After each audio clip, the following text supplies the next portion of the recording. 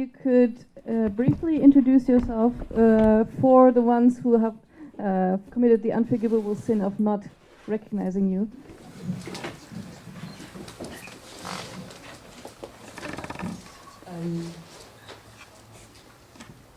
Voy a empezar en español y después voy a pasar a otro idioma, si les parece bien. Bueno, yo no soy tan conocida en internet, la verdad todavía no he escrito mucho. Bueno, yo me llamo María de Vera, soy española y bueno, pues estudio idiomas desde que era niña, me defiendo bien en bastantes y bueno, pues I'm here, so I come from Spain, from the Canary Islands, from an island near Africa called Tenerife, a touristic place. And well, I've been learning languages since I was 5 or something like that, for a long time now. So, well, I wanted to come here and contribute. So. And I could, of course, say something in Danish, but few people would understand that. So I'll speak in English, in German, or whatever you want. I have been studying language until I got my exam in French, and then I stopped caring about languages for about 25 years. So I didn't open a grammar, didn't open a dictionary or anything. I just traveled around a little and lost most of my language. Then I found the forum How to Learn Any Language and began relearning my languages, and I didn't stop when I stopped my old languages. I learned a couple more. And there I have written a little, what you could call a guide to learning languages, where I say that everything other people have learned and taught is not what I do, including speaking. It is, at home I only speak Danish and sometimes English, not any other language, not on Skype, nothing.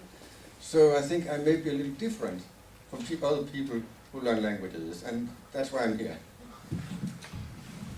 Hello, so I'm going to stand so you can see me. My name is Richard Simcott, and I'm from the United Kingdom originally. At the moment I live in Skopje, the capital of the Republic of Macedonia, with my wife who's Macedonian and our small daughter who's 7 years old. At home we have 5 home languages. I speak English, of course, French, I speak with my daughter, and Spanish and German. We do an hour a day. And I speak Macedonian with my wife exclusively. We've never used English together. Outside, in Skopje, I can speak Albanian or Turkish or Serbian every now and again. Serbian is the main language of entertainment in terms of music. Any films we watch always have Serbian or Croatian subtitles. Music is more often than not in Serbian or Croatian. And then travel to other countries nearby, like Bulgaria or Greece, is always possible just to practice. I'm not saying that I'm any master of the Greek language, but I can get by as a tourist there quite happily. And then my background is that I studied languages at university, so I have a degree in combined languages, which is a degree that meant I had to study at least 3 languages to degree level and take a minor language or minor languages. I studied French, Spanish, Italian, and then took a subsidiary language in Portuguese. And then I also followed 2 years of the Scandinavian Studies degree as a hobby on the side because I was completely mad about languages. And there I did Swedish and Old Icelandic. And then after that, I went to the Czech Republic, where I studied an advanced diploma in Czech studies at Charles University. And since then, I've done various courses, certificates, self-study in over 30 languages, I guess, to date. The most recent language I took on Ladino just for fun, because it was a language that was spoken in Skopje by the Jewish community. And one of my goals living in the Balkans was to take on all of the Balkan languages. So far, I've not reached Hungarian, which I consider a Balkan language, even though Hungarians would normally disagree. And the reason I claim that is because it's spoken in northern Serbia. So I count that as one as well. So one day I'll get there. Otherwise, I'm studying at the moment at University of Dalarna in Sweden, where I've been doing a couple of years of Chinese, Mandarin, and I've just finished the semester of Russian, kind of intermediate level, I guess, like a B1 level, and then I did a semester of Arabic and Chinese again. And that's pretty much me. Well, that's kind of a hard act to follow. I am a candle to your bonfire. My name is André Liss. I'm from Canada, and I speak 10 languages. 6 of them are fully functional at the C1, C2 level. Another 2 are also, I could claim that, except that they have foreign alphabets. Strangely, I have some kind of psychological block to foreign alphabets, so I speak them fluently with quotes and proverbs and literary sayings and so on and so forth, but I don't really read and write them beyond maybe being able to fill out a form. And there are another 2 that are dormant, but I fully expect I could bring them back from the dead if necessary. And my strategy in recent years has been to turbocharge the languages that I already have. I recently moved to Austria, and on the visa application for the work permit, they said, what can you contribute to the Austrian economy? Yeah, oh, it is really hard to get a visa to work in the EU. And I speak 10 languages, you know. Prove it. Oh, yeah. Well, I couldn't on paper. I showed my university transcript, which went some way to, finally, after 3 attempts, they said, this guy's not gonna go away, we better give him something. But I set about getting C1 exams for the languages that I'm strongest in. So I think I'm gonna continue doing that. Spanish is next. Although I'm not in any big rush to do German, because it's not really burning urgent. But after having been here for a couple of days, I'm thinking, gee, maybe I should learn 5 more.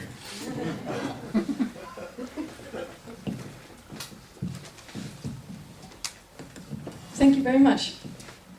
So yeah, I think it's clear we have some real experts sitting here, and I would like to know if there may be any similarities in their approaches or differences, because if we have, say, a bunch of people who should really know it all swear by the same thing, then maybe we can learn something from them and also try whatever they recommend. So, Cesco, are you also coming?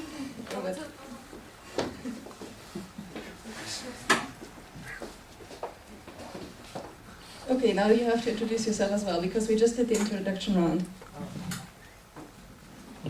Buon mattino, mi just Vekidus.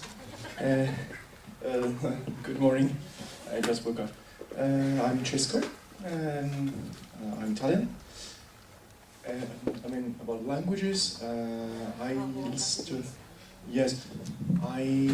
was monolingual until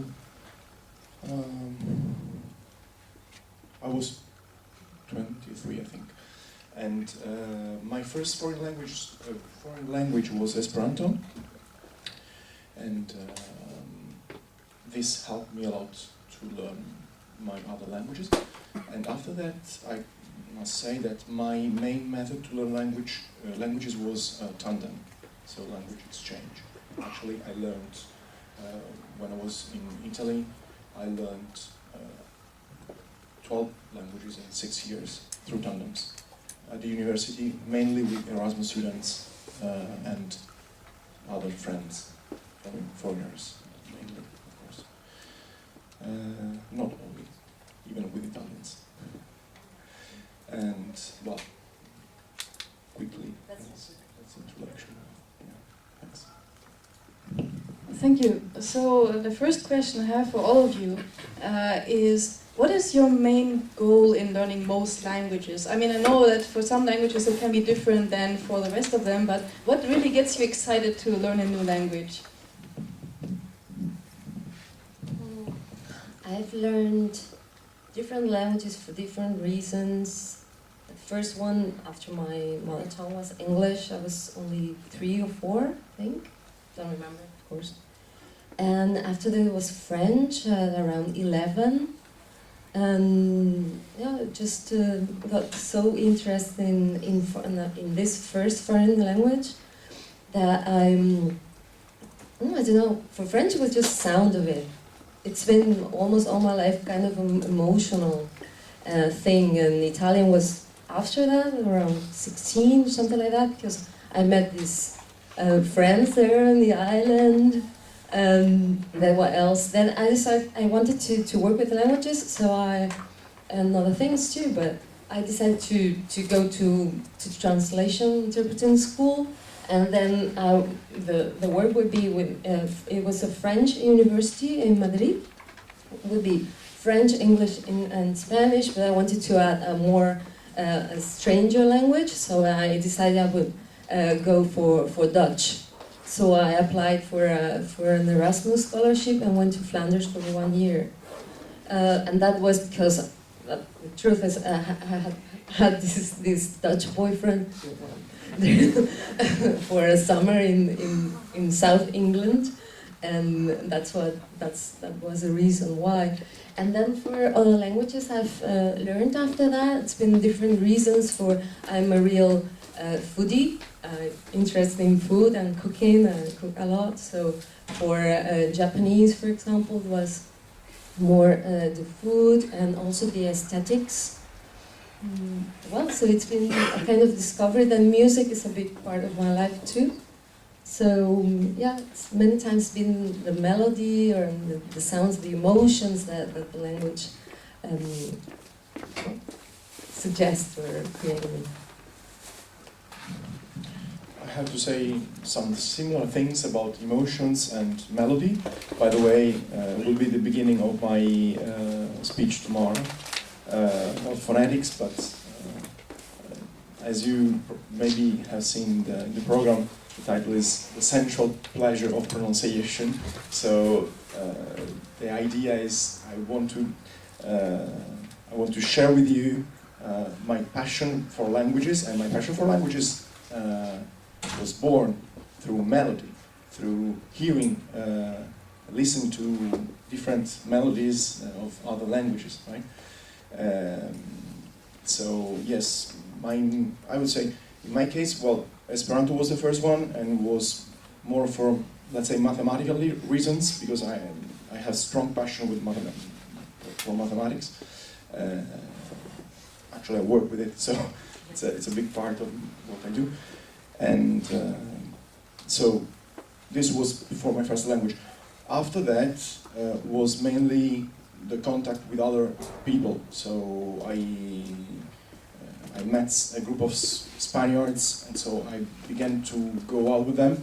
And so I needed, and I wanted, and was fascinated just listening to them. And so I learned, and I began tandems and so on. And then Portuguese, that was my dream. And then just friends, I mean, mainly I would say friends. Yes, and then, well, Greek, because I studied ancient Greek, and so I wanted to learn also modern Greek. So at a certain moment I wanted to learn a very far language, I mean, not far, but different language, because at the time I spoke mainly all Latin languages, and I wanted something different. And so German and then Chinese, in this case far. Yeah, and also I was fascinated by the structure of the language. Yeah, these are my main reasons. And then I have to say my reason is totally different. Because at home I don't care about speaking any language. It's very different to come here and use them for once. But I have a criterion. I only claim I can speak a language when I've been in a country for a week or so and only spoken that language. But before I enter the country, I want to learn the language. And then I come. I don't come and learn the language in the country. Well, there I may get something about the pronunciation or things like that, but I want to be able to write down everything I want to say on paper before I even enter the country. And if I cannot speak a language, I prefer not speaking it and just thinking in my head what I should have said. But that means I have a very strong scientific background in language, because I have a university exam in French, where I also went to courses in Italian and a little bit in Icelandic, other languages. And that means the structure of the languages, the way their etymology is built up, and their grammar, not in the least, that's just as important as speaking the language. And I think that's very strange for those people here to hear you can learn a language without even caring about speaking it to anybody. I wouldn't have considered going here if I hadn't had the chance to speak the languages. That's one reason to come here. But I didn't prepare for it. I just came here. But I have discovered here, for instance, that my Esperanto had disappeared. I thought I could speak Esperanto, came here, discovered what was the word for but, what was, I've forgotten that. Last year we discussed in Esperanto, I remember. Yes, yes, and in the meantime haven't done anything about it, so I've lost the ability to speak in the language. If I read a book in Esperanto, it's back in an hour or two, but I haven't cared about speaking it. I'm going to stand up again. So, I guess it started when I was a kid in the UK, and I don't know how many of you had experience in the United Kingdom, but it's a small country with an awful lot of different accents and dialects that's spoken. And the region I grew up in, which is in the northwest, on the English-Welsh border, we've got some very strong differences in the way people speak. And that always struck me as a child. We had the Welsh language, of course, and also English. But then my original accent is from nearer to Liverpool. So that's how I spoke as a child. And then as I speak like that now, so basically this is how I used to talk when I was a kid. And then what happened was I started mixing with kids who were in the school with me from different parts of Cheshire. And then my accent shifted. And then I would try to imitate new accents that I would hear. So, for example, when I was very small, I went on holiday to a Spanish resort, and I was mixing with a child from Northern Ireland, and I came back to my mum and said, Mum, it's been a great day today, you know, it's been just fantastic. And my mum said, what the hell are you talking like that for? I said, talking like what? What are you talking about, Mum? She goes, well, why are you speaking like an Irishman? I said, well, I don't know, the kid I've been speaking to, you know, he speaks like that too. And so the kid came over and said, so Richard, you're going to play again? I was like, oh, all right, grand. And then we went off and played. And I didn't think anything about it. I was way too young, I was like 5 years old, 6 years old. And it's a vague memory in my head now, but there were things like that I did that I think just drew me to languages. And then being abroad, like I remember Norwegian kids coming up to me saying, oh, do you speak Norwegian in English? And I'd say, no. He said, oh, all right. And he went off and found a Norwegian child that they could play with in Norwegian. And I started feeling, I want to be part of that group as well. I want to be able to do this. So that really was the main motivation. And I was fortunate enough to have French as a very small child. So I spent a lot of my childhood between the UK and France. And so I did speak French from a very young age. And I had influence, my stepmom's Thai, so I had Thai spoken around me as a child too, from the age of about 9, I guess. Unfortunately, a language that I've not kept up. I still know basic things, and when I hear it, it sounds familiar, but that's about as far as it goes. But really, the motivation now, as an adult, is my work situation, my living situation. So living in the Balkans, speaking the languages around me, communicating with people on their level. You get a very different response if you go to the market in Skopje and speak to the Albanian Macedonian who works there and you speak in Albanian than you do if you speak in Macedonian. Or if you speak to the person that's got Turkish as their home language and you discover that and you speak to them in Turkish. They just open up and you see it in their eyes and you get this feeling back from them of this person's showing a respect for my culture and appreciates my family, and I really feel that whenever I speak to anyone like that. So I think that's what drives me most. And so any friends that I meet that have a different language who are living around me, I always try and pick up a bit of the language. The most recent case of that was Hebrew. I had some friends from Israel, and I heard Hebrew a lot, so I started picking up bits of Hebrew. I'm not going to say I'm a master of Hebrew, but what I like to say is, for any language, there's a reason why you're learning it. If it's for work and if it's for studies, then maybe you need a higher level. There are going to be languages that you're going to practice, and you don't need to sweat it about getting up to this really ridiculous level and learning all these intricate words and details of the grammar. You can just learn it for functional purposes, to get that feeling of community, to get that feeling that you're part of something else. And I think that is irreplaceable, and that's why I learn languages.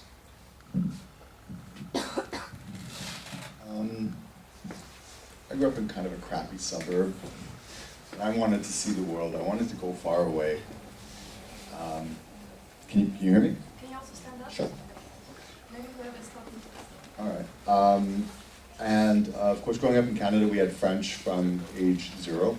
Really, in nursery school, we had French, and so you, as a child that young, you learn it passively. But then in grade 1, I was the best student in French. And in grade 2, I don't remember who it was, but someone gave me a children's album in French from Nana Mouskouri. Yeah, you too? You know, she came to Toronto's Massey Hall when I was 8, and I just begged my mom to take me. I remember calling Massey Hall again and again and again and again until I could get someone on the phone to listen to get me tickets, and we got front row center tickets. You know, she's coming to Vienna actually next month. Apparently she's a gay icon. Yeah, and my mom had realized that when I was 8 and bought the tickets. It might have saved a lot of heartache. But Nana Mouskouri sang in 6 languages, and so here I was at 7 years old, realizing that, wow, there are people who can master 6, 7 languages. And so I set about learning Greek, you know, and even the alphabet and so on. And my parents and teachers didn't really notice. I mean, in North America, they don't really give a lot of value to languages. And it's like, yeah, okay, why aren't you good at math? So I kind of gave it up. And I was a music student, and I was actually pretty good. I did flute, French horn, and trumpet, and keyboard by ear. But I realized that there wasn't much of a career future in it. So in grade 10, I decided to do Spanish and German at the same time. And I really shone. You know, I was getting like A+, and I would get like all the test answers plus the bonus. So I had like midterm average of 110. My dad was like, why aren't you good at math? Why can't you do that in biology? So I went to another school. I went to an alternative school, which is based on the Summerhill concept. I don't know how many of you know about that. Yeah? Okay, so I went to a school called SEED in Toronto, which is based on the Summerhill model. It was started by the University of Toronto, and a lot of artistic students studied there, plastic arts, fine arts, performing arts, and I wanted to do languages. And they said, great. So I tried Cantonese, which was a big flop, but at least it got my ear ready for tones, which I used later on in life for Thai. And I did Italian, and I thought, gee, you know, let's start in second year. Let's just read the book a little bit over the summer, and we'll start in second year. We'll skip the first year, and that actually worked out very well. And then they said I could take university courses, so I did Dutch and more Italian. And then I went to Brazil. And I think it's a story I mentioned a little bit yesterday that I wanted to lose my accent. I wanted to like really pass. This was like the big dream of going away and becoming someone different, and like the whole motivation behind all of it. And yeah, it worked. And then a couple years later I went to Indonesia, and I did learn Indonesian, but I learned that your identity is not based on nationality or the language you speak or religion or anything like that. It's also a construct. And also, living in Indonesia, I decided that maybe it was time to discover my own roots, and so a couple of years later I went to Israel. And I spent a year on kibbutz in the desert, and then I spent 7 years in Tel Aviv partying my face off and learning rather good Hebrew. You've been, haven't you? Okay, I thought it was a laugh of recognition. And I started to work in high tech, so I became a technical writer, and it's something that you do. You sit in front of a computer 10 hours a day, and your mind tends to wander. And I remember one of the ways I learned Hebrew was I would go and meet friends on weekends, and we would talk. And what would they do? They would all talk about their backpacking trips to India. It was all India, India, India. And I thought, I got to do this. And I thought, I can do even more than this. I got into Bollywood. I have this kind of Hindi movie fetish. Everybody's got their dream profession, I want to be a translator for the UN, or I want to be, a Michelin 5-star chef. I want to be a flower arranger. I wanted to be a background dancer in Bollywood.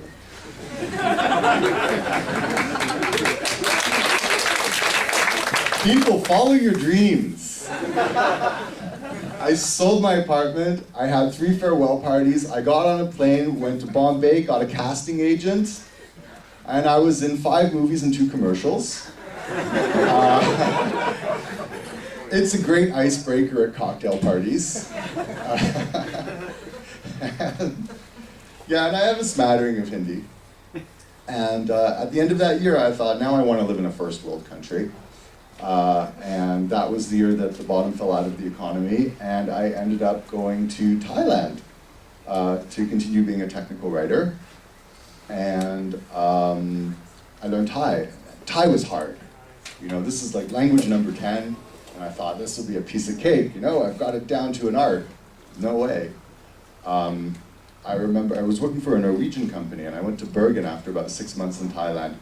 And there was a film festival going on, and we were watching an Italian movie with Norwegian subtitles.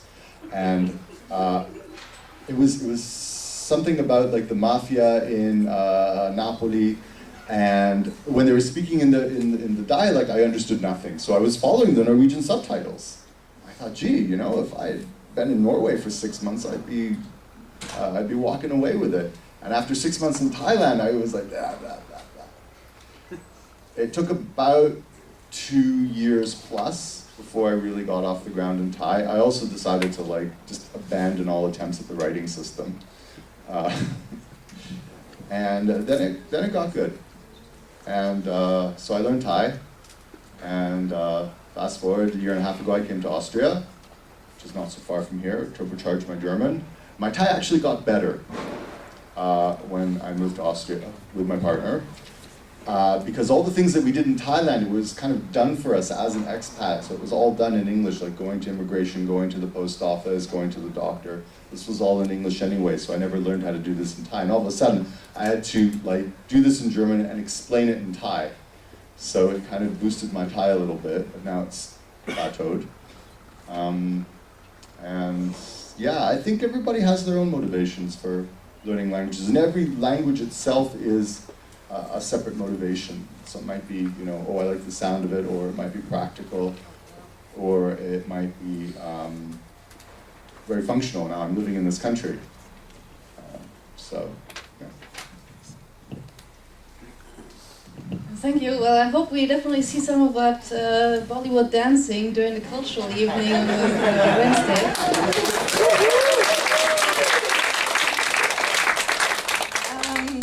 Now, getting serious a bit, I would like to know if you had to learn a new language, say Albanian. Now, I know maybe some of you know Albanian. Say Maltese. Say just a language that you don't know yet. Oh, okay. So imagine a language that you don't know yet. If you had to start from zero, how would you go about it? I've been trying out different methods since I started lurking around on YouTube, like 3 or 4 years ago. That's the truth. Watching others, some of you, some others were not here. How do you do it? And comparing or adding new methods to my own. I don't have a system. I'm trying to, in a way, systematize how I do it so I can accelerate and turbocharge, Andre just said. Sorry. My systems, but and lately I've been working a lot with the sounds. The first stage would be listening to the sound. I used to sing. I'm singing again a little bit now. So I'm using a lot of, for example, with Polish. I've been working a little bit for the last year, and I would listen to, well, some random radio, just trying to relax and just like let the sound sink in, come in, and not think about it. Simple as that. And then I would start, like for example, Disney songs. Disney song, you know, you can find different languages. So with the English version or Spanish, and then find the, in this case, Polish one, and try to start singing and pronouncing sounds. That would be my approach to start. And then second stage, I'm a grammar nerd, so I would go find a concise grammar if it exists and read it. Yeah, I need to know the structure of the language to continue. That would be my first 2 steps. First, a couple of questions. Probably, how many minutes are we expected to talk? I mean, 1 minute, 2 minutes, just to maybe have rhythm. 2 minutes, something like that. 2 minutes, yes. And also, at least for me, please feel free to interrupt me. I mean, if you have questions from, probably yes. When you 50 seconds left. Sorry? Next. When you were speaking earlier, you said that mathematics and Esperanto were connected somehow, but I didn't understand why. I don't know anything about Esperanto. Why is this? Not currently discussion. Maybe. Yeah. We'll talk about it later. Yeah. This is what. How do you learn the language? Yes. So let's take Esperanto, for example. Well, in my case, I don't plan to learn any new languages for the moment. I'm just keeping my languages, and some years ago I started Russian and Dutch, just because I have nothing to do, more or less. I mean, no, I'll explain it, because these are the only 2 languages that I really started a bit for fun or without any big reasons. But how do you do it? Yes, I'm going to the point. And so the main point is that I'm very lazy. I'm a very lazy polyglot. No, I'm not a lazy person, but I'm a lazy polyglot. And in learning languages, actually, my only method, mainly, is, for most of my languages, is tandem. So I just meet friends. Tandem is language exchange. Tandem comes from Latin and means something, 2 persons. Okay, so there are many things that you can do, and I don't know why you're laughing. And anyway, so normally you just Get into the detail. exactly, and so I have to say that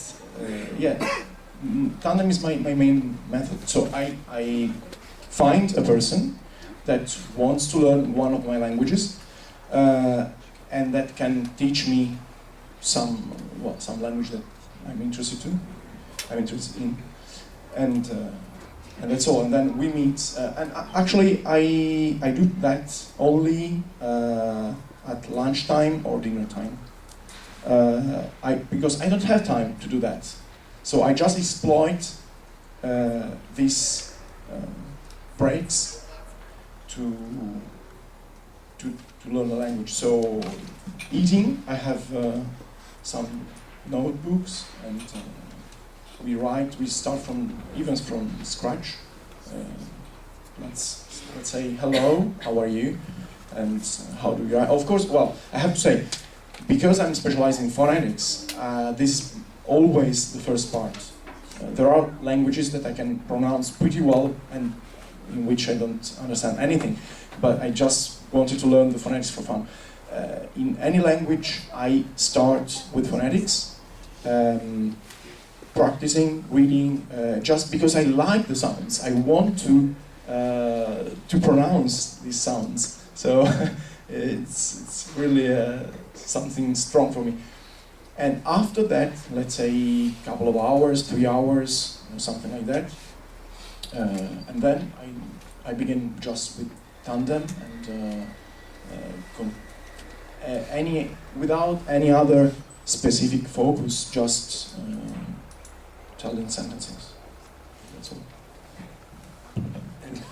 I do the opposite.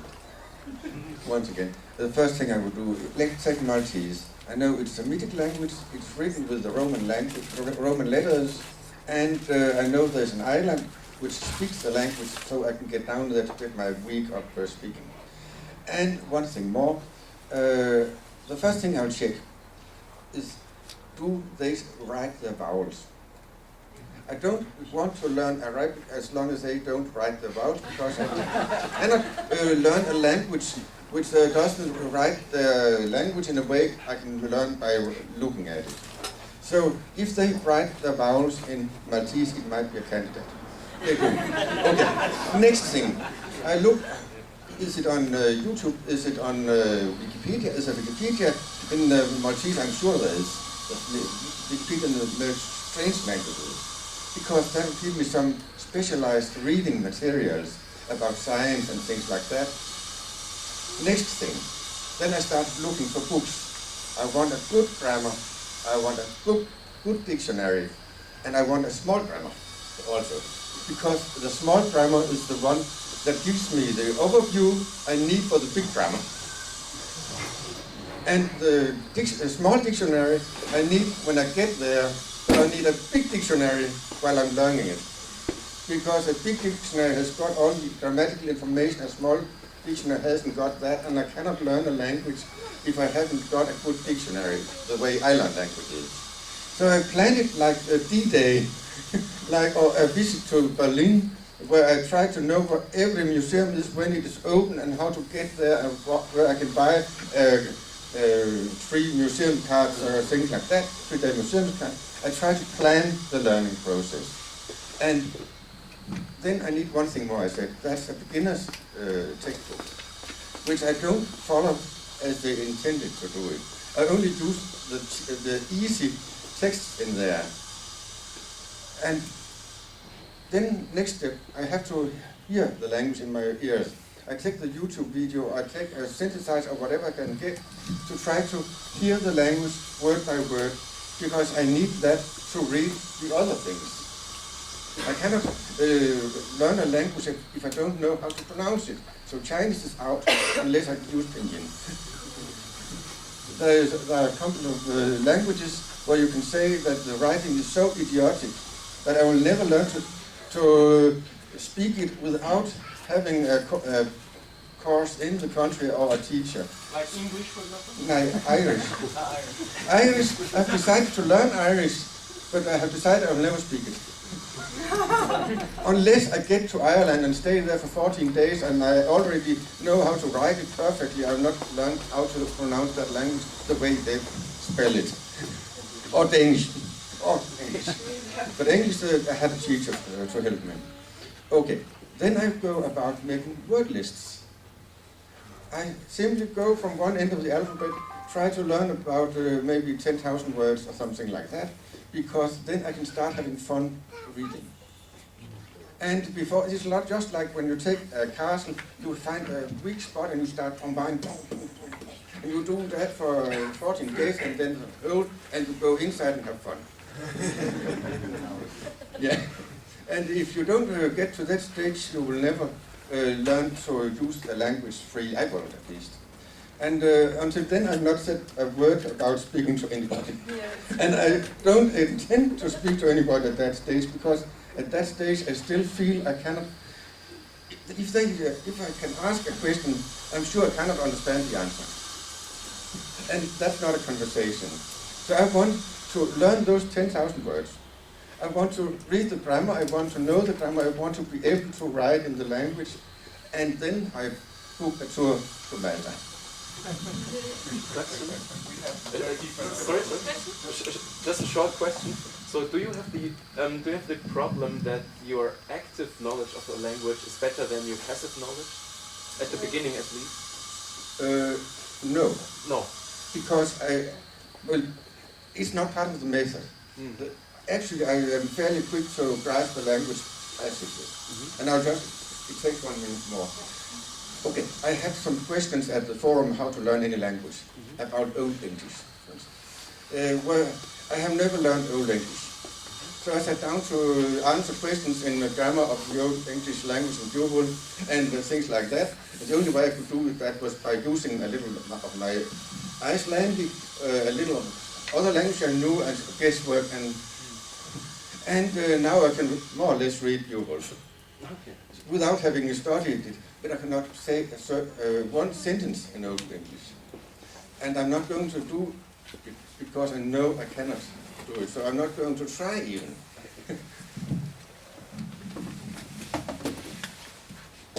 I guess with any new language, if I were to take Maltese, first thing I'd do is some of the steps I take, similar to what Iversen did just now. So I keep calling it Iversen. That's his name. And just used to seeing his handle on the forum. But what I would do is look at the materials that are available, particularly songs, video, anything that I can use to hear the rhythm of the language. And I would listen to that a lot so that I get the way, the porosity of the language, the sounds that they use, and try and learn the songs and try and sing along. And then eventually sing it on my own. So I like to do that with any language that I learn anyway. And I would also look at materials that I can use to get started. So a language like Maltese, as you say, I know it's Semitic. I know there are going to be shared vocabulary that I can already pick up. It's got a lot of influence from Italian, from English, French. So I'll be able to pick up quite a lot of words without starting, which I call sort of freebies really in the language. But then I'd find a course that I'd look at all the courses available, and then I'd have a flick through them all and just see which one really strikes me as interesting, grabs my attention, and strings a sort of a chord with me with, how I learn and how I like to sort of go through a language in a logical way. So I'd take the course book. Let's say I find something in Maltese, and I would go through the first chapter. I'd read through it, listen to the audio with it as well, just as you're meant to use it. And then I'd write out all of the dialogues, I'd write out all of the texts. And I find that the act of writing out everything that I read and everything that I go through just helps me to be able to recall it and have a visual image in my head if I'm stuck for a word later on. Now the way I think is, from what I understand from many people that I speak to, is quite different in that I tend not to think in another language. So if I'm speaking English, I've not got other words floating into my head that I'm translating. The same in Macedonian, if I speak to Macedonian now. If you then ask me then to speak straight away in English and say what I said, I can paraphrase, but it won't be the exact wording, because I don't have that internal translation process. I never do. Even with a new language, it very quickly becomes a new word for that thing. So the writing out of the text in that language alone and not making the translation helps in that process. And then if I start mixing up words, or the words that are similar, I just go back and look them up. Now, unlike Iversen, I actually really enjoy speaking. And so I will speak from day one. Even if I can just say, hello, how are you? I'll speak. And the reason I do that is because you get a reaction. Language for me is a human emotional thing, and the reaction you get when you go into a shop, or you meet somebody on holiday, or somebody's a tourist in your town, and you say something in their language, the reaction you get is, even if it's saying hello, is so good that it gives you that motivation to learn more, because you want to impress them more, and you want to be able to speak to more people and say more things. So I set myself goals, and I say, okay, well, this week, next week, I want to be able to talk about the weather. I want to be able to talk about what I'm doing in my life at the moment. You know, maybe a year down the line I want to be able to speak about stranger situations in the past, or talk about politics, or talk about history, or talk about some other subject that maybe I don't need just to go there, and I would do the same thing, go there on holiday and just mingle with the people and interact. It's good when you do that with the interaction and going to the country, because you get the chance to hear the contractions that they use, some really key slang vocabulary that just makes your language sound more authentic. And that helps you to when you speak to people, to have that sort of kind of an understanding. Whenever we use language in a way that's idiomatic for our own origins or the local community. And we do that because we want to identify with people. We want to belong to groups. As human beings, we're group animals. We belong to groups, and we speak in the same idiolect or that we share, whether it's our family, whether it's our friends, whether it's an adopted community. And learning a language is a similar thing. You want to start adopting, so you always hear foreigners learn a language in any country, and straight away they'll be using sort of slang words that they think are cool. And for them it sounds cool. For you guys, I guess you do all the same things, right? And it's a good technique to use. So that's kind of in a nutshell what I do. I'm happy to go deeper if you want me to. So. Please do. Deeper. Deeper. Please feel free to ask me a question, because I don't know where you want me to go.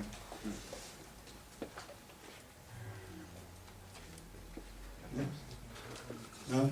Okay. Well, I mean, one of the questions that I get very commonly is about vocabulary. Vocabulary is one of those things that I think you just have to learn it until you know it. Some words just intrinsically are easier to memorize. For some strange reason, I found Hebrew words really easy to remember. I imagine it's because it's this mixture of consonants and vowels, which is similar to my own language, first languages that I spoke, and that is easy to stick in your head. When I got to Czech, I've got to be honest, I heard the same words over and over again, and I thought, there's no way I'm going to get this language. there's no way on earth. They would just, it's like, and you just, where are the vowels, guys? And you've got nothing to, you've got nothing to attach it to in your brain. And I read once in a book that language learning is overlearning, and I think that's probably one of the best things that I could say about language learning. It is overlearning. It's repeated seeing, repeated listening, repeated speaking of structures, vocabulary in the language, and eventually it sticks. It may take longer for some words, it may take a shorter time. It just depends. Depends what other background you have. Depends what your mother tongue is, it depends what the other languages that you've learnt are. So really there's no easy answer for any of these things. In terms of rhythm of what I would do in a day, I talked about going through a book and going through in a methodical way. But who here wakes up in the same mood every day? No one. No one does. We don't. Who here has the same day every day? Every day's different, right? Every mood's different. I don't know about you guys, but I'll go through the day and I'll go through different mood swings all through the day. And I'm not hormonal, it's just that I'm, it's just part of being a human being. You've got chemicals that work in your body that change the way you feel. You have people who interact with who will change the way you feel because they're going through their own things. And you react to everything that goes on around you. And as a result, you don't always want to get out a book or pick the book from the shelf, the grammar book or the vocabulary book or the dictionary and go through in the same way that you do most days. Sometimes you just want to sit and veg on the TV, watch TV and do something completely different. Or you just want to go for a walk. So what you need to do with your language learning is adapt it to those moods. Adapt it to how dynamic your life is and how your feelings are. So things that I would do are go back to the materials that I've been looking for in the beginning, like the YouTube videos, like the songs that I like, listen to them, sing along, and I find that songs really elevate my mood. So if I'm feeling down, I just start singing. And I find that that helps to change how I feel and bring me back to some sort of more neutral position. And then, if I just feel like really vegging out and I'm tired and exhausted after a very hard day at work, or my daughter's been particularly difficult, then I'll sit, put TV on, watch a film, either in the language or with subtitles, and then read the subtitles and compare the translation. That's one of my favourite things to do.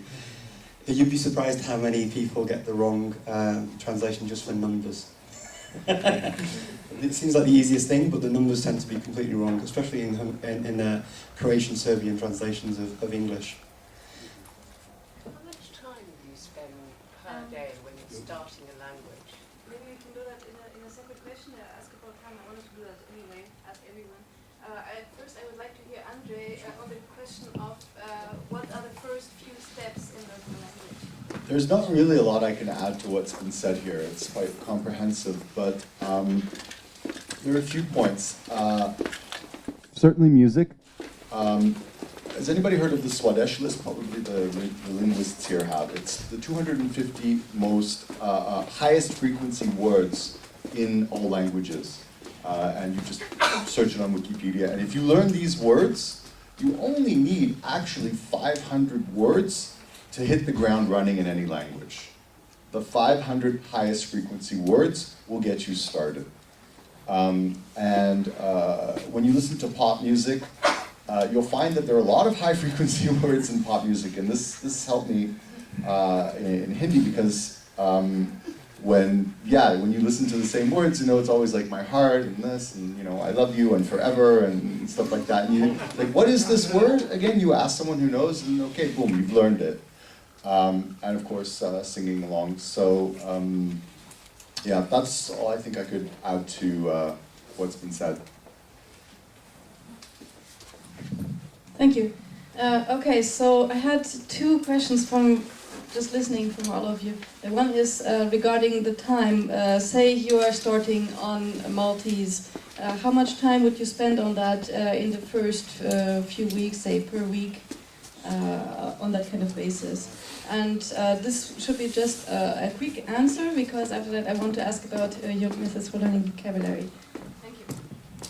Okay, then I would have to know, because one part of my brain works like that. I have to know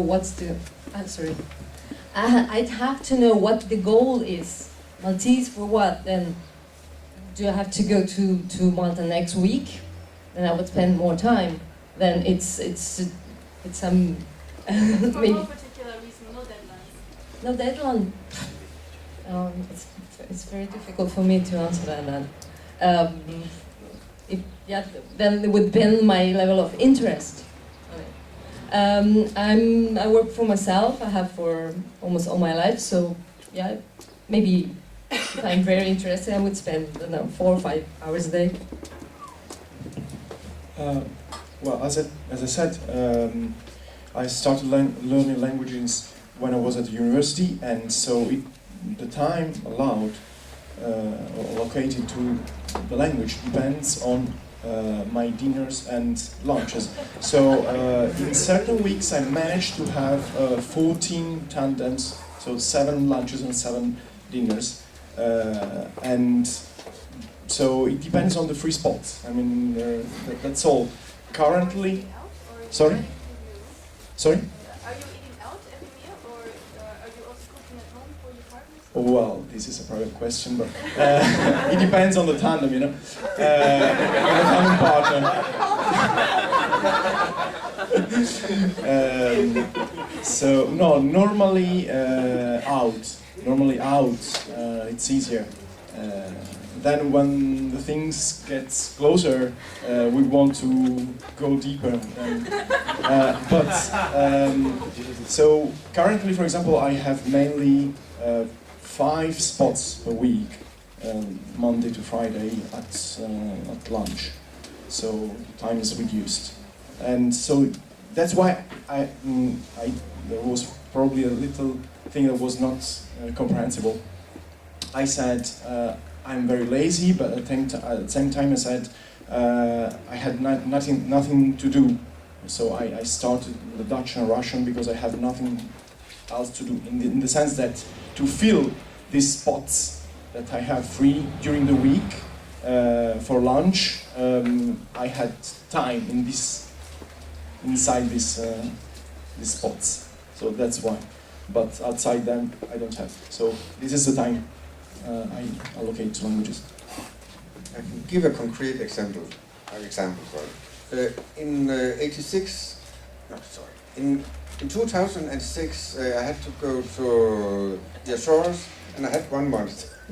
I knew some Spanish, but not much at that time. And I sat down about 2 to 3 hours every day in that month to get through and be able to speak some Portuguese when I arrived at the Azores. But normally I have more time. And a friendly person has made something going on in Novi Sad in October this year. I knew about that in February. And since then I spent maybe an hour or so every day learning words. And right now I'm in the process, I've reached 1/3 through the alphabet. And I have been reading text and so on. So it'll be about 1 to 2 hours depending on how much time I have, if I have a deadline. But maybe you'll ask afterwards how much time I use in all my languages. And then it will be maybe 4 to 5 hours most days, or most evenings even. And some time when I'm sitting in my job and I'm typing or looking at spreadsheets, then I look at the languages to get back to reality. And all in all, if I say 4 to 5 hours per day on an average basis. Okay, so it is, like Maria said, very difficult to answer that question easily with one sentence. I apologise, and I'll be succinct. Anywhere between 15 minutes to as many hours as I've got free. What I'll say is I never count hours that I study. For me, the process is, there's an active process in the learning where I'm writing things down, but there's also a passive element to it too, in terms of I'm going over in my head constantly things that I want to remember. It could be song that I'm learning at the time. It could be a vocabulary, a list of vocabulary. It could be a structure. So, for example, at the moment, I've been messing around with Manx. I've discovered that the Isle of Man have brought us some great resources for the Manx language. And I've been just going through their iPhone app, which I've got on my iPad. And I'm just going through it. If I've got 10 minutes, waiting for something, I'll just do it. So yeah, for university languages, it takes hours because I've got assignments to do, I have exams to do, I have to do oral exams and written exams, so yeah, I mean, there's a lot more work involved. And if I want to be really, really fluent, like, for example, Macedonian, I was studying it in London for 3 months before I moved out there, probably about 7 odd hours a day. Same when I moved to Germany, I studied German for the first month for 8 hours a day, easily. Mainly vocabulary, just because I was hearing it everywhere around me and I needed to make sense of what was going on. Yes, being the last speaker is always very little to add. It depends, again, it depends. If we're going to go with Maltese, no deadline, I would pick some aspect of the culture that really spoke to me, like a song or a movie or a genre of movies, and I would spend as much time as I could with it. And I would grab a Maltese person, and I'm also a foodie. Yeah, so I would say, guess what? I cook, you get a great meal, we speak in Maltese. And you can do that even from the beginning levels. If you want to, you learn a language to speak it. You learn a language to use it, to be functional in it. And breaking bread is a great way to break ice as well, to get people to lower their inhibitions and to talk after a glass or two of wine to get a bit more open. And the conversation starts to get interesting. And then if you have a pen and paper handy, you start writing down interesting words. Sometimes a new word will, if it's in context and depending on the language, you can catch it the first time. And other times, you may hear the same word 100 times before you actually are able to assimilate it. Also depends on the language. I can identify with your experience in Czech. I have this in Thai. And also in Hebrew, the words just you get them the first time, it's also the structure of the language is such that it lends itself to learning vocabulary quickly. But you can't speak correctly until you speak wrong. You have to, when you start speaking, it will be wrong, and you don't have to worry about losing face over that. So just like get it out there, and it's okay if you sound like a retard. You'll fix it. That's the process by which you fix it. Thank you. Now, on the topic of vocabulary, I know that Iversen has his famous word list method. If you haven't seen it, there are a lot of threads about it on the How to Learn Any Language forum. So maybe for the others, I'm not really sure. Do you use Anki? Do you use word list? Do you even actively study vocabulary at all, or just absorb it from hearing? That's what I would like to know. Yes, I've never used Anki or something similar. Actually, no. I think I'd find it boring. No, I've never used it. What I do, since it's different now, since I'm able to communicate in 7, 8, or 9, or what many languages already. So I'm also, I work as a translator. I have worked and work as a translator as an interpreter for a long time now. I use a lot of parallel texts, you could say, and I've always used magazines. For German, for example, when I first came to Germany, it was a long time ago already, like I think 15 years or so, or longer, or 16. And I already knew Dutch, and I could speak Dutch rather well. So I came here, I came to a friend's house who was here, and she got me this job, manual. I didn't have to speak here, it was 1996 or 97. And so what I did basically was watching TV. Well, I read this concise German grammar before coming, and since these two are sister languages, Dutch and, German, as you know. So I could, I started watching till doing housework, at my friend's house, since I was looking for a job at the moment. And I would just read, fashion magazines and cooking books. Two things I like. I remember I read, many of you maybe have read the book by Katolom, the famous Hungarian interpreter, and I read translation. I know just a little Hungarian, maybe in the future that would change, but it's translated into English. It's called How I Learn Languages. It's available online as a PDF. And she said she used that kind of approach for vocabulary too, so she would go for romance novels in her case, for example. So something that you would enjoy.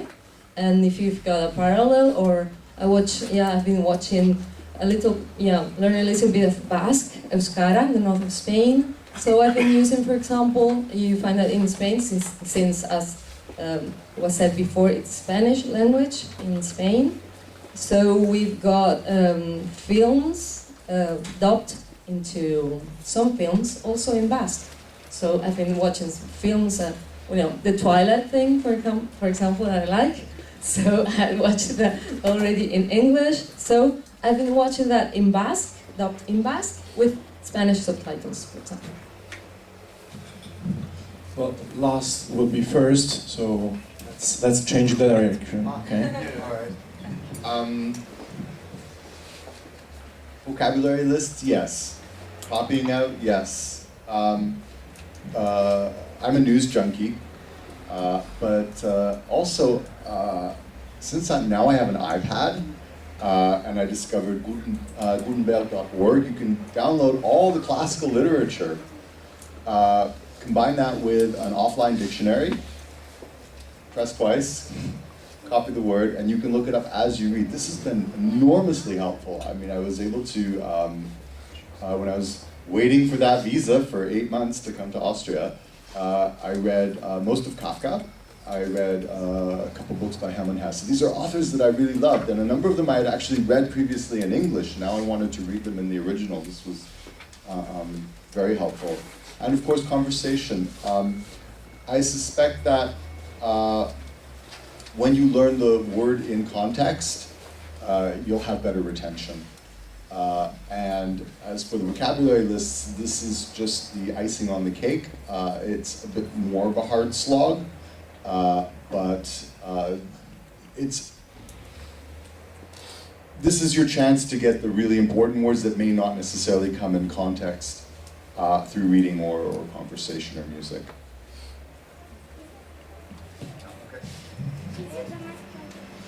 Okay, so if you ever looked at any of the major sellers of language courses, they always have certain chapters about the weather, about hobbies, about what you're doing, your life, your work, all these kinds of things. There's a reason they have them, and it's because of the list you're talking about.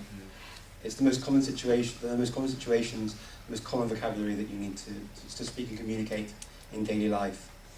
And so, really, for vocabulary, I would aim to look at those kinds of things. Look at whether or not they were similar to a language that I already spoke, and they're easy wins. And then if they're not, then try and see similarities with other languages, whether it means something different. Let me give you an example. So in Macedonian, you can say the word bashka, and bashka means separate, separately. If you're paying for a bill, for example. In Albanian, bashk, which is the same word, same root, means together. And in Turkish, bashka means another one, or a different one.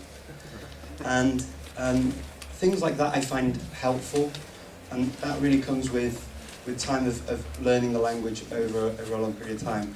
Like when you get to Swedish and you learn vit, you know, word for white. But you know, vite in French is fast. But you get those easier wins once you've started one language and you can see hymnonyms between languages that mean different things. So that's one technique I'd use. Other ones I'd use, for example, I don't know if any of you know, in French there are two words for blister. There's ampoule, and there's also globe. And that word sounds like a clock. So if you imagine a clock on your arm, and clock, you know the word in French for a blister. You just imagine it. So if I'm finding it difficult to remember a word, I'll maybe have a picture in my head of something that it sounds similar to, it describes, and just imagine it using these sort of memory techniques. More often than not, I find it is a thing that I just do. Sometimes in context, and then if I'm learning certain vocabulary, I'll then watch films as well, like you said. So I watch Game of Thrones in Brazilian Portuguese, and you just listen for the words, and you go, oh yeah, I was reading that the other day, and it's just a constant thought process. And so it comes really back to the question of how much time I invest in learning languages. It doesn't stop. All the time, 24/7. I'll wake up, after a dream, and I'll remember, okay, I heard that word in my dream. And that's basically what it is with language learning and with vocabulary. I will write down, so let's say for example when I was in Germany, we have GCSE examinations at the end of secondary school in the United Kingdom, and you get word lists that you need to know for that exam. I guess it's probably about an A2 level in the language. And then again, the most important words that you need to know to be able to communicate on a daily basis.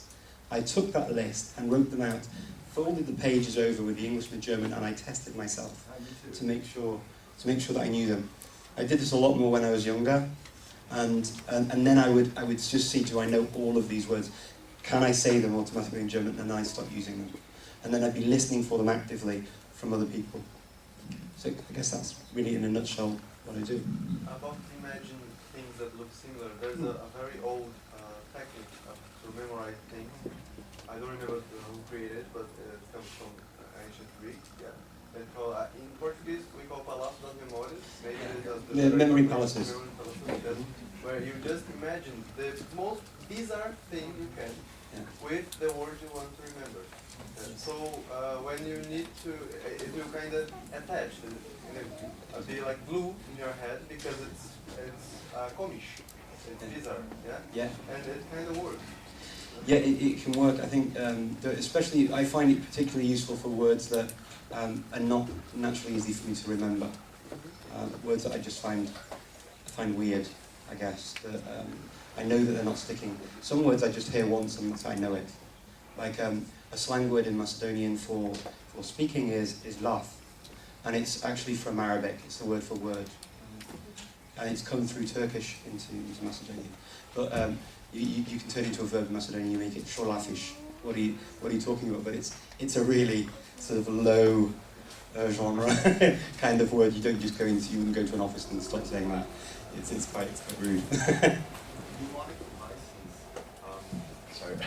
I found that mnemonic devices are more useful at the beginning because if it's a language that isn't related to anything you've learned before, then you don't have any frame of reference for it. So you can just think of what it sounds like in any language or something that reminds you of it until you get a critical mass of vocabulary. And then the mnemonic devices aren't necessary anymore because this frame of reference will let you learn the words faster because you're now getting them in context. And you're starting to get an intuitive sense of the language and its structure. I can relate to that, and I can even prove some of it.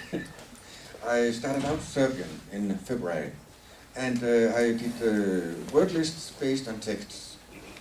And about midway through May, I started out from the beginning of the Azteca and proceeded through the alphabet. And I've got numbers. This time I calculated how many words I have learned. When I take the part I've passed through in word lists, I remember about 2/3 of the words in the dictionary. It's a small dictionary with 12,000 words. So I'm getting somewhere. In the part I've not used in the word lists, which I've based on the dictionary, I'm down to 1/3 of the words. So just 14 days of work on 1/3 of the dictionary has brought me a 30% rise in the number of words I know in that part of the alphabet. This morning I checked the first 2 letters, and I have lost a little bit of words, maybe 5–10% like that, but I still know about 80% of the words in that part I learned 3 weeks ago.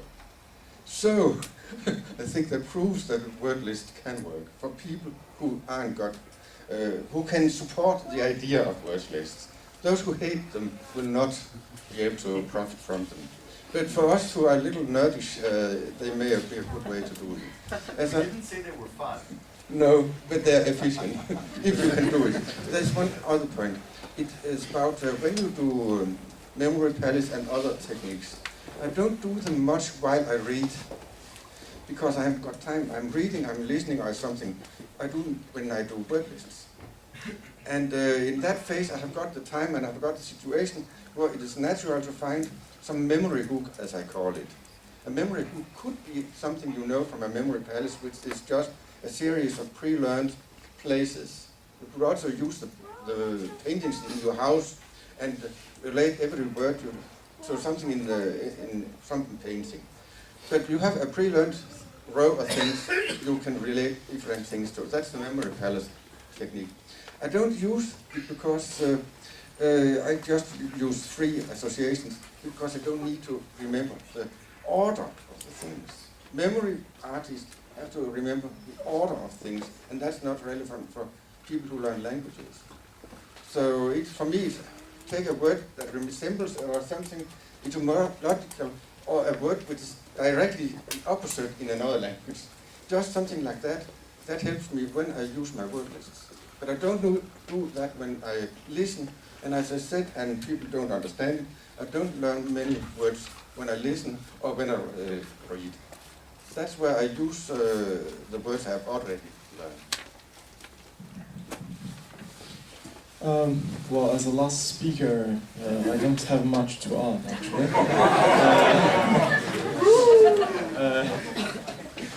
And no, not only for that, also because honestly, I think they are all masters in such things like learning vocabulary. And as I said, I'm very lazy in these things. So I never use techniques. I know about these memorizations techniques, even if I never went deeper. In my case, I have to say something helps me is etymology. I always loved etymology, and I see that it helps me a lot. But this holds mainly for Latin languages or for Greek, or, well, say Indo-European languages in general, where I can find sometimes, often, some roots, common roots. And then, of course, the other part is to analyze the word. So when I have a new word, I try to break it down in morphemes. So in the smallest, and then for Chinese, for example, Chinese is the only non-Indo-European language I have learned. It is difficult, and that's why I'm so bad in Chinese. And in this case, I don't know how I remember the words. I just repeat, and often my friends told me, "Wow, we have seen it many times." I'm sorry, I know I should have studied it because we have seen it so many times, but I didn't because I have no time. So next time we will meet, next lunch, probably I will have the same problem. So really, I cannot add much to what they said. Follow their techniques. I'm just too lazy for that. There's a Spanish proverb that I really like, and it works for all languages. Más vale una vez rojo que 100 amarillo. And it means, if anyone doesn't speak Spanish, it means that it's better to basically be wrong once than to doubt and not sort of say what you want to say 100 times. It's all to do with the traffic light. Rojo for the red light and the amber for the yellow. Más vale una vez rojo que 100 amarillo. Yeah, it's also about embarrassment. It's always better to, to stand up for yourself once than to stay down your whole life, something like that. You can also understand it like that. Yes. Okay. Actually, we had very long answers, so now there's just time for one more question. And I would like to make it a question from the audience, but it should not be a question to just one person, but to all the people here. I think you were first. Okay. Can you hear me in front? Yes. Okay. My question is about in the context of race and gender of our own identity, and how that affects our ability to learn language in context of a particular culture. One example I can think of is people in the US who are adopted from Korea, and for the first time they go to Korea and they fit in visually, but the trauma of people reacting to them because they're so shocked that they can't communicate in Korean. But sometimes that the difference when we stick out, that works to our advantage. That's how we get invited to the weddings and to the parties and to the dinners, because we are kind of at a rock star status for being so different. And then my other big question is really about gender. I noticed this very much in Jordan, the advantages that men had in the everyday conversations that they could have, where me, the stereotypes that come with being a white Western woman, anything, sustained eye contact, a smile, much less conversation, would have me labeled as a prostitute. So my classmates, who were male, excelled much more than I did because they had everyday reinforcement. And so these are various examples of how do we factor in when learning a new language what our own identity is in the presence of that culture. Do you hear the question? Can you repeat the question? How does race and gender impact on the way you learn a language in a country? Maybe maybe André would. It's a good question. You're treading on hallowed ground here. It's a man's world. You know, it's a fact. It sucks, but it's true. And you know, when I was in India, I met 2 Polish women who were Hindi professors in Krakow, and they're blonde and they're beautiful, and they really had a tough time. As far as race goes, I remember in Thailand when they saw like this face and speaking that language, it just didn't compute. And they would answer me in English, you know, and it's like, I am speaking Thai to you. Yes, I know, in English. You know? There is an underlying racism to it. This whole concept of political correctness is very North American, Western European, and I'd also say South American as well. Certainly in Brazil, it's a culture that I know. But this does not exist in Asia. It certainly does not exist in the Muslim world. And also in Eastern Europe, they're coming to the table a little bit late. These other regions, they didn't have the 60s. They didn't have the civil rights movement. They didn't have to struggle for equality before the law. And so they approached these subjects differently.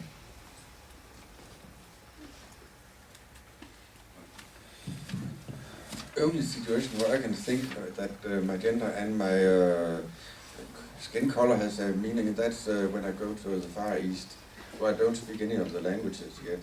I'm trying to learn Indonesian, but that means I'm already an outsider. Even if I learn to speak the language there, I think I would stay an outsider. And I think it would be harder to be taken seriously if I don't speak perfectly a language there.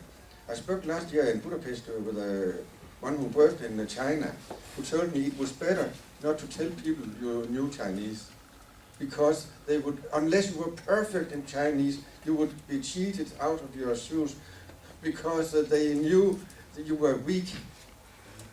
If you came with a Western language and spoke English, you were a foreigner on a higher level than a local expat trying to imitate a Chinese, but who didn't really succeed. I cannot say anything about gender because I'm in the Western world. The only problem I can see is that our languages are based on 2 persons together, man and a woman. We use the masculine, and I find that very unjust, but I cannot change it. I'm not sure. I've been studying some Japanese to talk about a language which is not European, but I haven't been yet. I will to Japan, which is Asia. So. But as you said, something that came to mind when you were speaking, I don't remember your name now, was that, yeah, you talked about Jordan, but what came to mind was that maybe, I don't know why you didn't have a different experience with Jordan women there. I mean, if you did not feel well, or I've never been to that part of the world, but I've heard people, I come from, as I said before, I think, from the Canary Islands, which is under Morocco. It belongs to Spain, but we've got people, a lot of Senegalese there, and Sahrawis, and people from that part, and they speak, well, they're Muslims. So, and sometimes I've talked to, in my own country, with women from there, and well, I guess, yeah, the Arab or the Muslim world is different, and I talked to, I think it was an American, well, it was a man, anyways, and he said that he was sorry when he was traveling around that part of the world that he couldn't get the experience of seeing that world from the eyes of a woman, of Muslim women, so that, yes, he could hang out with a man, but all that more homey, the house world was close to him because he was a man, so it's a different perspective. I think that's all I can say from my experience. say gender in language. Having a daughter, my goal is to empower her to know that she can do exactly what anyone else can do on this planet. And it becomes more and more apparent, especially if you grow up as a boy, you don't notice it so much, but then when you have a daughter, or when you're looking out in the language for things that prejudice one part of society, you start picking up on things. And one of the things that I feel very uncomfortable with, especially in certain parts of the world, is references to gender in a derogatory way. So in English we have it too from the years back. You're a big girl's blouse. Oh, don't be a girl. And I just they're terms that I just don't like using. I think that I don't like hearing them and I don't like using them, because I think that just reinforces these difficulties in society and the stereotypes. And as somebody who grew up with my best friend, it happens to be a girl, she was my best woman at my wedding, and I've never appreciated the difference between the genders until, I guess, after university. And whenever I heard about sexism, I was like, there's no such thing as sexism, because I didn't feel it myself. I never saw that different, never perceived it. But going out into the world, I can definitely relate to what you're saying at the back about Jordan. I worked in Yemen, and I saw firsthand the differences between the sexes. In terms of race, I'm here in Germany, I walk into a shop and everyone speaks to me in German. No one even thinks that I'm going to speak anything else. It's German, German, German. And that's fine. In Macedonia, my Macedonian is, I'd say, a fairly high level now after 10 years of speaking at home. But people look at me if they haven't seen me before. In Skopje, most people, I stand out like a bloody Christmas tree light. Let's be honest. I mean, like, that, I can't hide. I really can't hide. I'm as different as you're going to get, seriously. But people don't expect me to speak Macedonian, and they are absolutely shocked when they hear me. And it's a positive reaction. But equally, I know of people who have had negative reactions in other countries because they speak the language, and I've heard stories about this, going to India or going to China and not speaking the language well enough to not fall for their cheap tricks if they think they can get away with something. And I'm not saying that the whole country's like that, I'm saying that that is a tendency in some parts of the world. One thing I would say about language and gender, which is possibly wasn't the question, is if you have a child and you are a Japanese woman living in the States or the UK with an English-speaking partner, when you speak to your son in Japanese, they learn the woman's way of speaking Japanese. And it's very difficult then socially if they go back to the country, even if they speak it fluently, they've then got to adapt their Japanese to a man's way of speaking the language. And I always wondered about Hebrew, because Hebrew as well, you've got a different way of saying you, same as in Arabic. So a similar thing, you have to get used to the way of saying to your son if you're a female, you know, okay, you're saying at, and they'll say, at, he won't say ata, and then he won't say at back to his mum. He'll say, oh, ata, he'll say it's the wrong gender. So there are those kinds of weird things with gender as well in language, when it's necessary to indicate the gender in speech and the pronouns. Oh, sorry. Go ahead. I would like to add something interesting about this grammatical part. For example, in French, they pay much attention to that, and they always say il ou elle, for example. Something that in Italian we don't know. I don't think you do in Spanish also. You say all the time? Okay. No. Just for emphasis. Yeah, no. But in French, in every text, they pay attention to that, for example. So probably, yes, different languages have different, they mark these things in different way. Yes, this is a very good thing. There was a question over there. Ich glaube, ich habe ein Organ, was I think I speak loud. When you are learning languages, we are speaking English all the time here. It is not our mother tongue, or not from me. And when you are learning languages, you need only your mother tongue, or are you learning other languages, similar languages, or languages with another etymology? Sorry, I thought it was going to be a comment on this race and gender, because we said it was the last question. Yeah. But so I wanted actually to make a comment about what Richard said. Is that Use the microphone. A comment on what Richard said is that yes, teaching a child languages, we're going to have a discussion about that, I think, tomorrow. And then we can discuss this kind of question of how to teach them man's kind of Japanese while being a woman, or questions like that. It will certainly be a very interesting discussion. And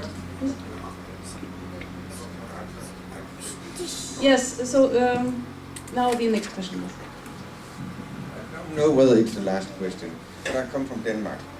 Denmark is a small country with about 5 million persons, and most of my books about language are not Danish. And that means we have no choice. We have to use other languages to learn our fourth, third, and so on language. Did anybody hear what I said? Okay. Yeah, I believe your question was, are you all learning European languages or also For other? similar language, when you are learning Spanish after Italian, French after Spanish, Chinese and Cantonese, how do you do it? Because you have always the danger that Chinese go away and Cantonese is go. I'm not sure if I understood correctly, but when I want to attempt to start two languages from the same family at the same time. Is that what you're asking? At the same time, but you speak Spanish, you speak Italian, yeah. You want to learn French. Yeah, or Catalan. Yeah. What? What do? You need a foreign language like Italian, or you learn from Spanish. The materials, you mean? Your mother tongue is Spanish, yeah? Yeah. But you learn English first, yeah. You want to learn Dutch or German. Yeah. You are learning from Spanish, or you are learning German from English or from Dutch? I've learned from most of my languages from English, actually. French, it was as a child, and it was direct. I mean, we didn't use Spanish, or that was with a teacher. I've studied mostly by myself, but yeah, mainly from English. Well, I speak the 8 main Romance languages, and in my case it was very useful, of course. Now back to your question, how do you manage to not lose other languages? Richard said something similar previously. When I learn a new sentence or a new word in, say, Catalan, I try to think, okay, how would I say that in Spanish or in Romanian? Well, Romanian maybe a bit further, but Spanish or Galician, so that I'm sure that I'm not going to mix the languages. Of course, it can happen. At the beginning, it happened to me quite often between Spanish and Portuguese, but after a certain step, it didn't happen. So this is my technique. I try to see the similarities, of course, the differences, and then think, okay, this is a new word in, say, Catalan, what was in Galician, and just to make sure. Otherwise, you have the risk to lose the previous language. Well, I have mostly learned the Indo-European languages. I'm taking them by family, so to say. So I've not learned 8, but maybe about 6.5 of the Romance languages, and with most of the Germanic ones. Now I'm going on to the Slavic ones. But one project falls outside that. I'm trying to learn a little bit of Bahasa, Indonesia, and I don't think it's different. A language that suggests most about how Indonesian functions is something between Esperanto and English. So I don't feel it's very different from what I know already. And I would not use different techniques just because it is supposed to be another family. It's just some different words because they have fewer loan words and fewer known words. It's I don't know how we could learn a really different language. The one language that has been most different for me until now has been my attempt to the Irish. And that's a European language. Okay, so I've learned different languages through different other languages. So English, of course, is probably the language that has the most resources from medium of English. But I'll use French, especially some of the SMU books. I'll just learn it through French. Turkish I learned through Macedonian. And there is sense in doing it because not just the shared vocabulary that we don't have in English with Turkish. Macedonian, we have like thousands of words in the language that are Turkish. And then also grammatical structures. Just to give you this example, in Turkish, there's a concept of past tense where you were not there to witness the event. And you know straight away when someone says that to you, okay, they weren't there. So you never have to go on with a follow-up question to see, okay, well, what did you see? Or, how was it? Because you know they weren't there. And in Macedonian we have the same structure borrowed from Turkish as well in the past tense. It's one of the only Slavic languages that does this because we don't have cases and there's a more complex tense structure in the language. And that concept, if you were to try and explain that in English in easy terms, it would be quite a long lesson, I think, to explain really how that works. In Macedonian it took 5 seconds. It's like this, and that's it. It's a direct comparison to the grammar. So yes, learning through another language or using them as a crutch to really understand the vocabulary or the grammar is definitely a plus. I've done that several times.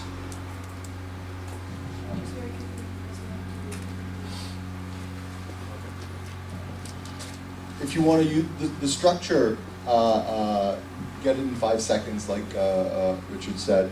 Vocabulary is a little bit more dicier. If you're learning like German and Dutch or Spanish and Portuguese, how do you keep them separate?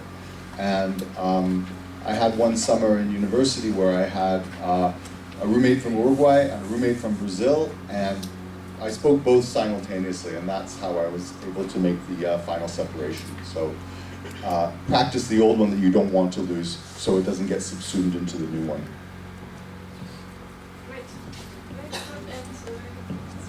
Yeah, so thank you all very much. Very enlightening discussion here.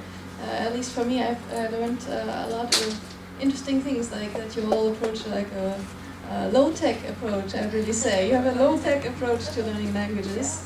That's most surprising for me, but I'm sure that everyone has different takeaways from this discussion. So we have to make space now for the next presentation. And yeah, thank you very much.